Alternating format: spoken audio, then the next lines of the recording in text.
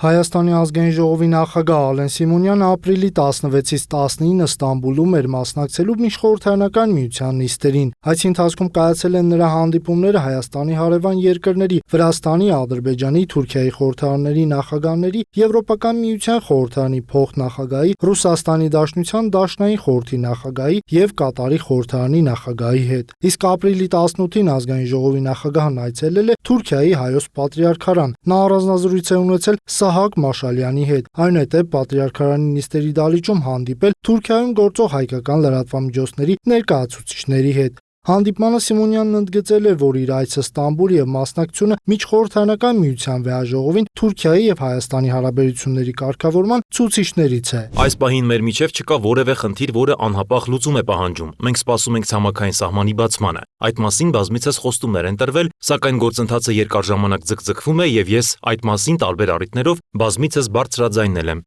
Թուրքիայի հայկական լրատվամիջոցների ներկայացուցիչների հետ զրույցում Ալեն Սիմոնյանը մանրամասն անդրադարձ է կատարել հայ-թուրքական հարաբերությունների կարգավորման գործընթացին, սահմանի բացման հետ կապված ադրբեջանական գործոնի հնարավոր ազդեցություններին։ Ինչպես հայտնի է, Թուրքիայի խորհրդարանի նախագահն իր վրացի պաշտոնակցի հետ հանդիպմանն առաջարկել է Հայաստանը ներառել Թուրքիա-Վրաստան-Ադրբեջան ձևաչափում։ Քուրթուլմուշի հետ հանդիպման այս առաջարկին Ալեն Սիմոնյանը դրական է արձագանքել։ Հայ լրագրողների այն հարցին, թե հնարավոր է, որ արդյոք Թուրքիայի, Ադրբեջանի եւ Վրաստանի եռակողմ ձևաչափին Հայաստանի հնարավոր միացումը վերաբերում է միայն խորհրդարանական մարմնին, թե գործադիրը եւս առնչություն կունենա այդ ձևաչափին, Սիմոնյանը պատասխանել է. Մոտ 1.5-2 տարի առաջ նամակ էի ուղարկել Ադրբեջանի, Վրաստանի եւ Թուրքիայի խորհրդարանների նախագահներին։ Անձամբ հանդիպել եմ Վրաստանի եւ Ադրբեջանի գործընկերներից հետ եւ նշել, որ նման նամակ եմ ուղարկել։ 1.5 տարի անց Թուրքիայի կողմից պարոն Նուման Քուրթուլմուշը հայտարարեց նման նախաձեռնության մասին, սակայն սա մնում է միայն միջխորհրդարանական հարթակում, քանի որ մենք չենք կարող մտնել գործադիր իշխանության ոլորտ։ Կարծում եմ, սա միջանկյալ քայլ է, քանի որ սահմանի բացման վերաբերյալ որոշումը երկար ժամանակ է ձգձգվում է։ Ես դա ողջունում եմ եւ շնորհակալություն հայտնում։ Հայաստանը չի կարող մեկուսացված լինել տարածաշրջանից։ Մենք պետք է պատրաստ լինենք մեր խնդիրները քննարկել անմիջապես մեր հարևանների հետ։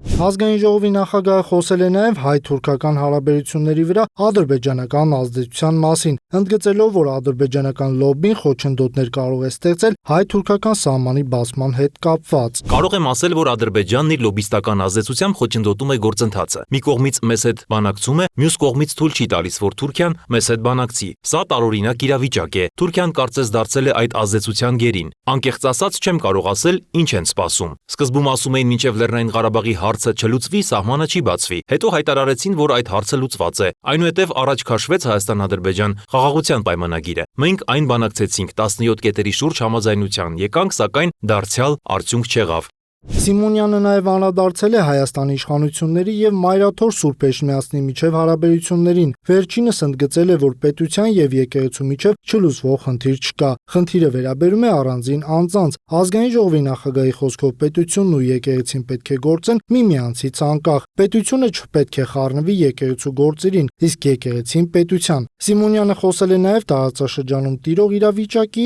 ԱՄՆ-Իսրայել-Իրան հակամարտության մասին, շեշտել, որ թերևս ամենամեծ մտահոգությունն այն է, որ Հայաստանը չներգրավի այս գործընթացներում։ Ըստ նրա Հայաստանն ընտրել է խաղաղության ճանապարհը, որպեսզի երեխաներն ապրեն խաղաղ։ Ազգային ժողովի խոսնակն անդրադարձել է նաև սպասվող խորհրդարանական ընտրություններին եւ Սփյուռքի հնարավոր ներգրավմանը։ Այո, նման փորձեր լինում են, բայց վստահ եմ, Հայաստանի քաղաքացիները թույլ չեն տա, որ երկիրը դառնա արտաքին ազդեցության գործիք։ Սփյուռքը կարող է մարդկանց ուղարկել Հայաստան աշխատելու, ապրելու, ընտանիք կազմելու համար, բայց Հայաստանը չպետք է դիտարկվի որպես շահագործման աղբյուր։